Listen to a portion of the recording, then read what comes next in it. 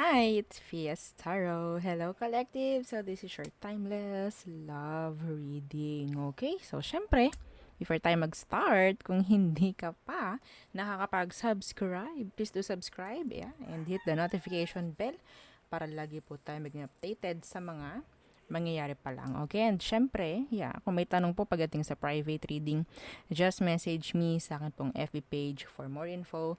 Ganun rin po pagdating kay Perception of Light. Okay? So, yeah, ito po yung kanyang yeah, FB page. So, message nyo lang po siya. And yeah, don't forget to follow. Thank you. And syempre, oo, kung may tanong po pagdating sa ating mga evil eye items, no? So, for protection, okay? To avoid negative energy. So, yan po, no? Oo. Message lang po ha. Ito po yung ating all-in-one evil eye bracelet. This is available in red and black strings. Okay, so I'm wearing the black one. Oo, 'di ba? Sinabi pang black kita naman. Okay. And ito rin ang ating evil eye ring. This is adjustable. Okay, so yeah. And this is our evil eye necklace. So ito siya. Okay, so ito yung kanyang ano ba yan? Pasaway, o 'di ba? Ito yung kanyang chain. So ganyan siya. Ito 'yan. O, 'di ba? Lagi siyang nahihiya. O, yan siya sa malapitan. Meron siyang blue na stone sa kanyang gitna. Okay, so there. Oo. So, yeah, kung may mga tanong pa po ano pagdating sa tatlong ito, and about sa promo, kung may tanong pa rin kayo, yeah, message lang po kayo baka sakali makaabot pa. Hindi ko alam kasi oo si admin yung nag-aasikaso, so wala talaga akong alam. Oo. Wala po akong alam. Okay. Collectives. Message lang po ha. Oo, kung may mga katanungan kayo. Okay? So, yeah, hihintayin ko kayo ha. Okay, huwag ka nang mahiya. Oo. Huwag na kayong mahihiya. Ha? Okay, so, collectives.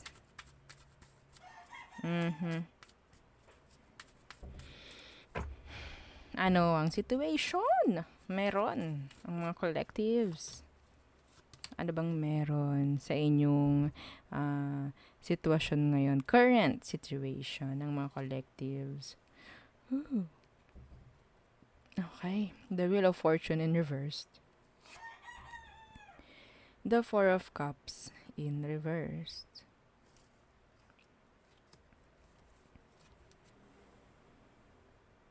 Meron ditong hindi maiwan na sabihin nating personalidad, no? Hindi mabago.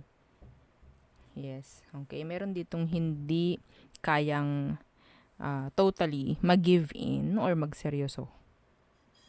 Okay? Meron ditong energy na pwedeng naghahanap na ng seguridad. Like, kasi, I don't know, pwedeng meron kayong karelasyon na parang non-committal.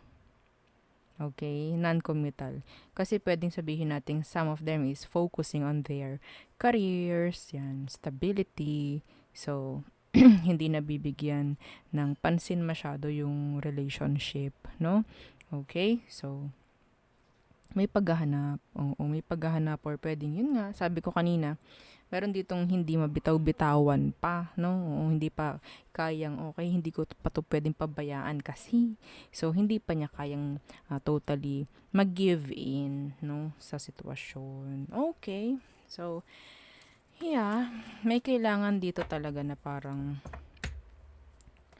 intindihan. Oh, I don't know. Sa tingnan natin, no? Masyado akong, oo, nagko-conclude agad. O, di ba? Conclude? Ano po yun? Di ko rin alam. Okay. So, tingnan natin. Oo. Okay. Ano bang meron? Sa person mo, collectives, ano bang problem talaga? Ano bang meron sa kanya? Para malaman mo na siya itay. Okay. The Seven of Coins in reversed. And, oh, nagtatanong ka na sa kanya, no? May patutunguhan pa ba? Yan. Yeah, see, a lot of, sabihin nating overthinking, may takot ka na, Like, magkakaroon pa kaya kami ng seryosohan nito? Parang ganyan. On and off, some of you, on and off kayo ng taong ito. Like, parang nawawala na ng pag-asa yung iba sa inyo pagdating sa kanya. Like, idadrop ko na lang ba to? Hindi na lang ba ako aasa sa kanya? Yan. Pwedeng fire with earth. Okay, so tingnan natin. Ano bang emosyon niya talaga sa'yo? What's their true intention, real emotion? Tingnan natin, ha, collectives. Okay. The Ten of Wands. Masyadong, responsibility to. Parang ganyan. Ten of Wands, and the Chariot. Actually, nahihirapan siya. No? Nahihirapan itong dumesisyon. Nahihirapan itong umeffort or nahihirapan itong umaksyon pagdating dyan. Okay? Yeah. The Magician, the Knight of Wands. Some of them talaga hindi pa ready. No? Hindi pa ready. Okay. Meron pa, yun nga, sabi ko, sa umpisa pa lang, may mga sitwasyon na hindi pa rin totally mabitawan ng taong ito. Iba sa kanila yung ugali. Kung anong meron. Kung anong nakasanayan nila, dun sila Okay? Sabi nga, hindi natin pwedeng ipilit, no? Hindi natin pwedeng utusan yung tao kung paano siya magiging ano. Di ba? kung anong magiging para sa kanya. Nakadepende talaga sa kanila Okay? Kung paano ang mangyayari. So, ganun siya. Hindi natin to pwedeng pilitin. Mahihirapan tayo. Mahihirapan siya. Kung susundin niya yung gusto mo. Para itong nagluloko. Sa totoo lang. Okay? Kung talaga nakikita mo na seryoso naman, pero hindi ka lang mabigyan ng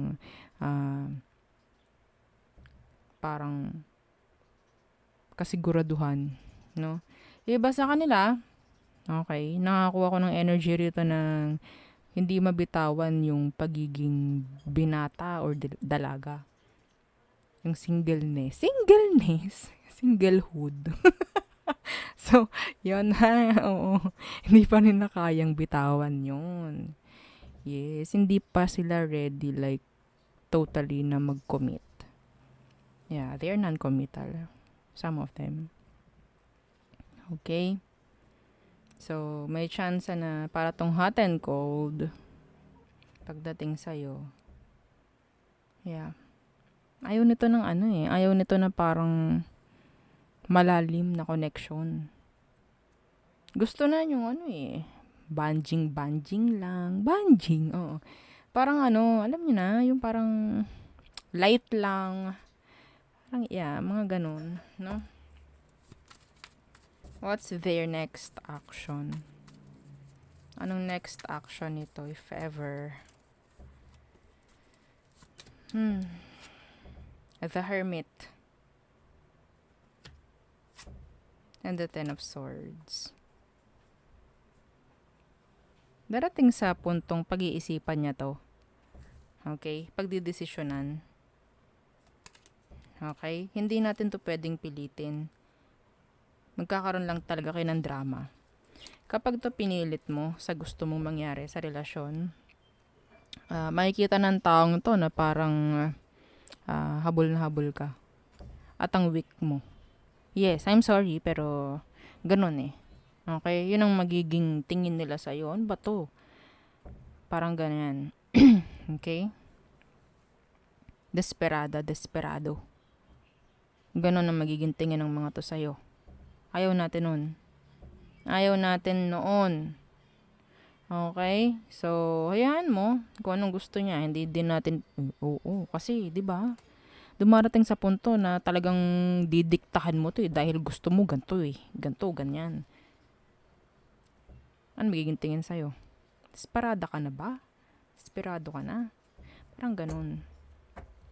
Hindi natin may iwasan yun. Hindi natin may iwasan kung ganun man ang magiging tingin sa'yo ng tao. Sa pagpipilit na gusto mo. 'Di ba? Okay? Kung ayaw, kung di kayo magkasundo, gumanong ka na lang din. Ha? Oo. Okay? Throw hands up in the air. Okay? So, yeah, strength. And the Six of Cups in reverse. Tanggapin to. Oo. Kailangan mo tanggapin to. Okay? Kailangan mo tanggapin the Six of Cups in reverse. Kung hindi kayo magkasundo, then dapat may decision kang iyo. Maging strong ka. Hindi ka dapat maging weak. Hindi mo dapat ipakita yung weaknesses mo kapag ganito ang tao. Okay? Hindi mo maipapakita yung pagdidikta mo. Okay? Hindi mo ipapakita yung pagiging strong mo sa pagdidikta mo. Hindi mo maipapakita yung pagiging strong mo sa pagmamando. Okay? Walang pupuntahan yan. Wala ring kwenta yan kung hindi ka susundin. Okay? Kung gusto niya, kung nagkakaintindihan kayo, baka pa.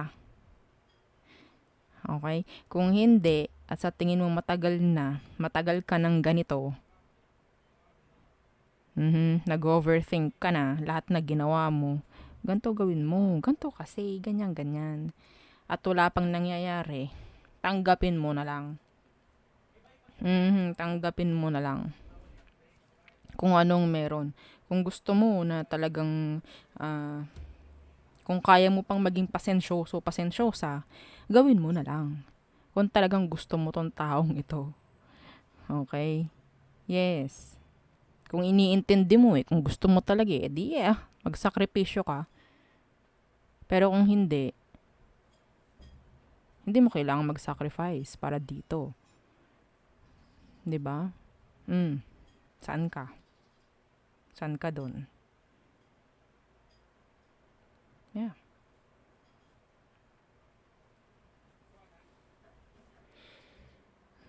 Mabibitar ka lang Sa totoo lang. Mabibitar ka lang kung hindi ka susundin ng taong ito. Yeah. Okay? Kapag lalo mong hinawakan, lalo mong kinontrol, lalong kakawala to. Lalong lalayo. Sa totoo lang. Imbes na nagsasama kayo, ay ayoko na. Ganun ang maririnig mo. Handa ka ba dun? Ayoko na, tigil na natin to. Ayoko ng ganito. Naku po, para kang binuhusan ng malamig na tubig doon. 'Di ba? Yes. Malamig na tubig with ice. Okay, so yeah. Yun ang ating nakikita for you. Yun ang ating reading for you. Collectives. So again, don't forget to like, share, and subscribe. And yeah, follow our FB page. Thank you. Bye.